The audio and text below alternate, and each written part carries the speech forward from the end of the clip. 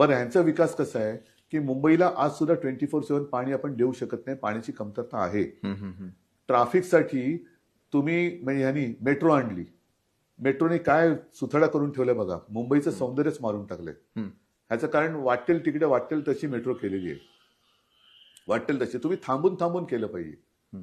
तसं न करता त्यांनी वेडेवाकडे कशी त्यांनी केलेले आहेत. आता मेट्रो सुद्धा आहे तरी सुद्धा ट्रॅफिक जाम आहे. मेट्रोसाठी रस्ते केलेत वरनं, त्याचे मोठे खांब रस्त्यावरती आलेले आहेत. तर सांगण्याचा मुद्दा काय की तुम्ही नियोजन शून्य विकास करतात किंवा विकास करतच नाहीयेत. तुम्ही ज्या ज्या ठेवी आहेत त्या कॉन्ट्रॅक्टरला वाटण्यासाठी वापरतात. बर, तर हे जे आहे ना, मी तुम्हाला म्हटलं तसं की करोनाचं काम असेल, मुंबईत केलेलं विकास, असं एक शहर त्यांनी दाखवायचं की जे मुंबई बरोबर आहे. शिक्षणाच्या बाबतीत, आरोग्याच्या बाबतीत, सुविधांच्या बाबतीत. तुम्ही आमचं पर्यावरण मारताय. आरेचं जंगल कारण नसताना कापलं. आणि मुंबईकरांसाठी पाणी देण्यासाठी 2017च्या माझ्या महापालिकेच्या वचननाम्यात गारगाई आणि पिंजाळ ही 2 धरणं करू असं माझं वचन होतं.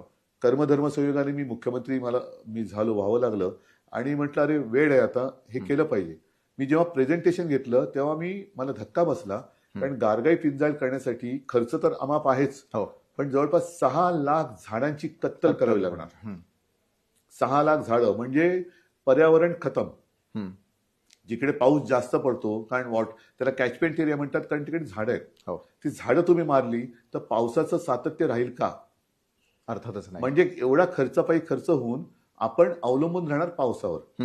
मग मी त्याला पर्याय काढायला डिसॅलिनेशन ऑफ वॉटर, पाण्याचं, समुद्राचं पाणी पिण्यायोग्य करून हे मुंबईकरांना द्यायचं.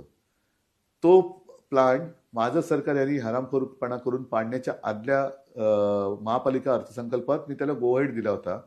400 MLD पर डे, म्हणजे आज जेवढं तानसातनं पाणी रोज मुंबईकराला मिळतंय तेवढं पाणी हे आपण समुद्रापासून आज म्हणजे कालच्या डिसेंबरपर्यंत माझं सरकार असतं तर मुंबईकराला समुद्रापासून मिळालं असतं. बरोबर आहे. बरं, त्याच्यात पाऊस पडो अथवा न पडो, माझं पावसावरती माझं अवलंबून राहणं संपलं असतं, माझं जंगल वाचलं असतं, पर्यावरण राहिलं असतं. आज आता मुंबईमध्ये श्वास घ्यायला त्रास होतोय. पण विकासाला ब्रेक लावणारं सरकार अशी तुमच्या सरकारवरती आणि तुमच्या कार्यकाळावरती नेहमी टीका केली कारण त्यांचे विकासक होते, त्यांच्या नाड्या आवडलेल्या. बरं, त्यांच्या नाड्या आवडलेल्या. अदानीच्या घशात मी धारावी घातली नव्हती, मुंबई अदानीच्या घशात घातली नव्हती. हेच तर त्यांचं दुःख आहे, म्हणून तर माझं सरकार पाडलं. बरोबर आहे. मात्र आत्ताच्या काळात